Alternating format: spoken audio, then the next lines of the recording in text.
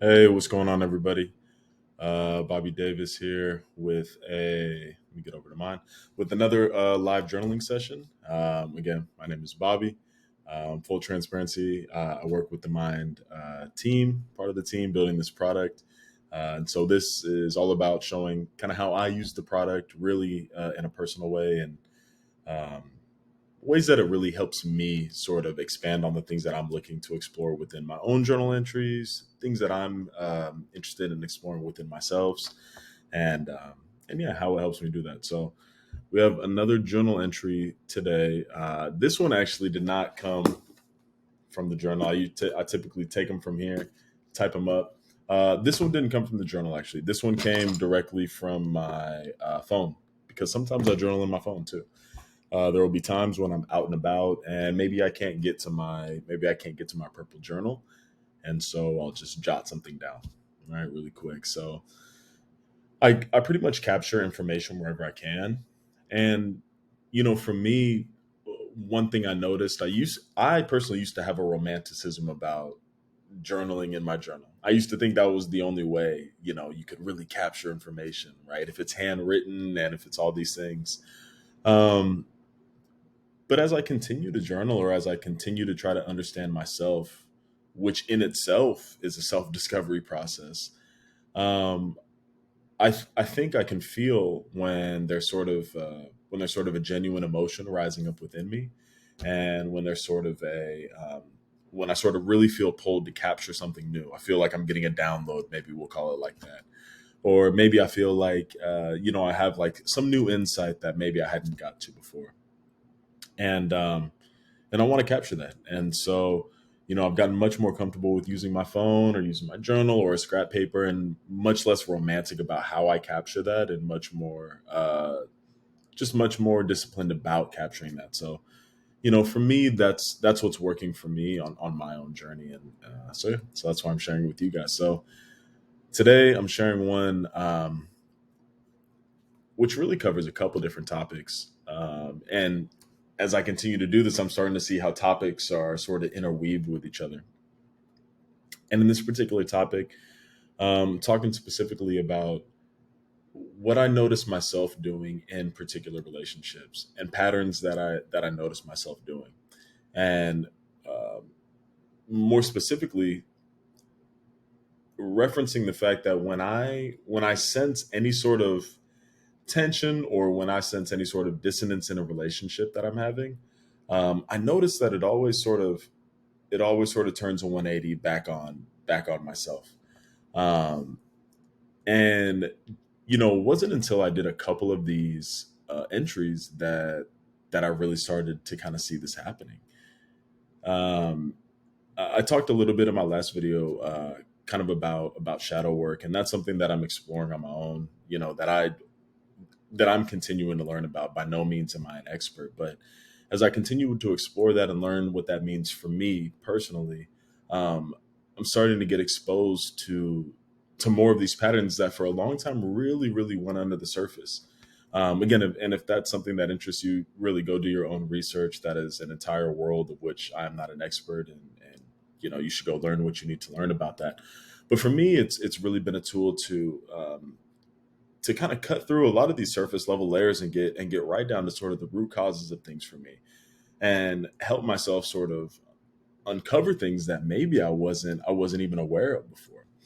Uh, and so this is one of those kind of things, right? And there's a sentence in here that's sort of particularly strong to me. And when I was reading this back, it really stood out to me. So I said to myself, maybe because of something when I grew up, I seem to notice all the things that I may have done wrong. And I'm talking about that in reference to a relationship. And so I started to notice that I was tying feelings of discipline. I was tying feelings of responsibility and wrongdoing and almost punishment, to my relationships. And as I went back and I read this entry, that really stuck with me. And so the entire point of this is to use Mind as a tool, and kind of walk you guys through my journaling process. And so I pulled this entry out and I wanted to see what Mind gave me. So enough of the intro. Let's get this thing fired up.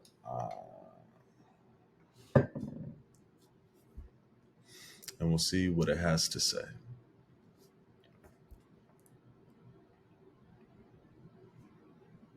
Very interesting. Okay, let's go through the summary first, and then we'll cut down into emotions and then keywords. Summary. So, the writer reflects on their tendency to seek distractions when faced with difficult situations or emotions. They specifically mention feeling affected and building resentment when they perceive distance from their significant other. They also connect the behavior to their past experiences of feeling ostracized and punished. Very interesting, leading them to question their own actions and motivations. So, very, very interesting. I process these live. That's the point of the live journaling. And sometimes these conjure up emotions that I wasn't even sort of expecting.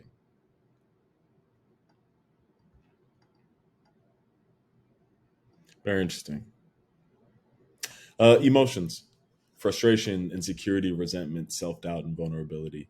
It- so typically, in a lot of these live journaling sessions, the emotions don't really hit that hard for me. But for whatever reason, these ones particularly do, and particularly frustration, because as I'm thinking about it and as I'm reading it, there really is a frustration from this, because I notice myself saying, basically what I'm saying is, hey, um, yeah, we were in a relationship. We did have this sort of communication. I'm noticed that it's either creating distance or something is off, right? And immediately, I turn and I look at myself and say, well, what did I do to cause that? Right? Where did that? I must have done something wrong. So where in the process did I go wrong to cause this? And for me, that does create a lot of frustration. And I wouldn't have necessarily put the word frustration on it before, but really seeing that emotion there, that's particularly valuable for me. So that's nice, because not a lot of time, these emotions, sometimes I do get a lot of value from, sometimes I don't. But it's nice to be able to see that. Keywords: easy, hard, distracting, resentment, punished. Okay, about what I would expect. My favorite part. So let's get into them. The questions: how do you typically distract yourself when faced with difficult emotions? This question right here, there could be a whole series just on this particular question. So this is definitely going in. Let's go through the other two. Could there be any other reasons behind your significant other perceived distance? Whoa. How might your past experiences of feeling ostracized impact your current relationships? Okay. Um, you know what? I can already tell that we're gonna have to have. I've been wanting to do a second video where I take a journal entry, I answer the questions, and I replug all that back into mine, and then continue the conversation. I think this may be the first one where it's really, really necessary. Um, how much time am I at? I don't want this video to go too long, so let me pick one. How much your past experiences of feeling ostracized? You know what? Let's go with number two. I will answer all these, and then we'll revisit this in another video, because these are, of all the videos that I've done, these may be some of the best questions that I've ever got. These are awesome. These are really awesome. Okay, so could there be any other reasons behind your significant other's perceived distance? Why this question is so important to me is because this is sort of, as I'm reading back, this is to me sort of the elephant in the room.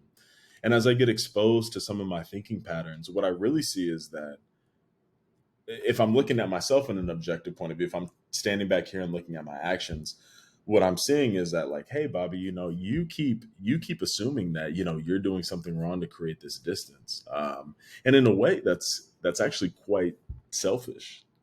There could be a million other things going on. Why should I assume that it's just me? And so, what I like about this question is it forces me to put myself in that position of being more empathetic, right? Especially if I'm in a relationship, understanding that this person has their own life as well, and really thinking, what else could possibly be going on in this person's life that would create that distance. And I like this question so much because that, again, I typically go and journal on all these questions. that to me does two things. That one, that helps me take pressure off of myself, so I'm not just refocusing all the attention back on me. But then that two helps me understand my partner better, right? That helps me understand, okay, aside from me, maybe I did or didn't do something wrong. For now, let's put that aside. But what are some reasons that maybe if there is some distance, or maybe if there is some different energy, um, what could have possibly happened? Are they going through something in life?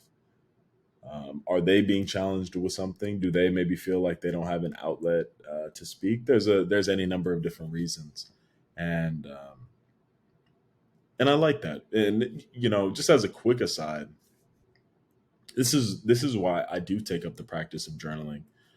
Um, is because it forces me to have these conversations not only with myself, but I do take this stuff, and this is just the way I do it. Again, everybody has their own process. Everybody's going to find their own value in their journaling process. This is by no means the end all be all or any sort of how to guide. This is just simply showing you guys my process. But I take these journal entries.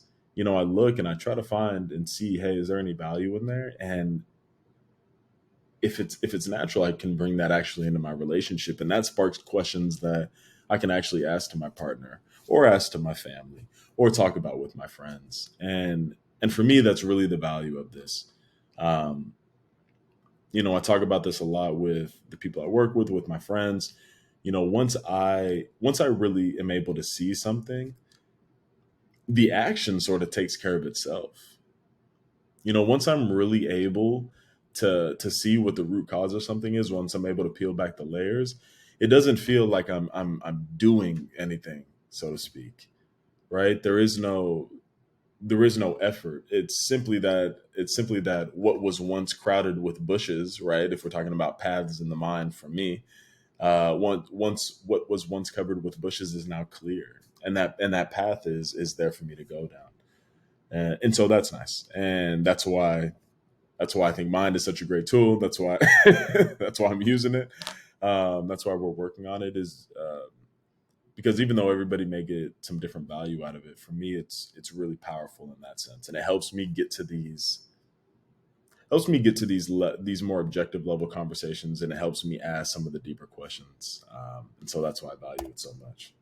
So yeah, number two is rock solid. All these are rock solid, and please believe me when I say I will continue to expand on these. But number two really really hit. But I mean, even look at this third one. How might your past experiences of feeling ostracized be impacting your current relationships?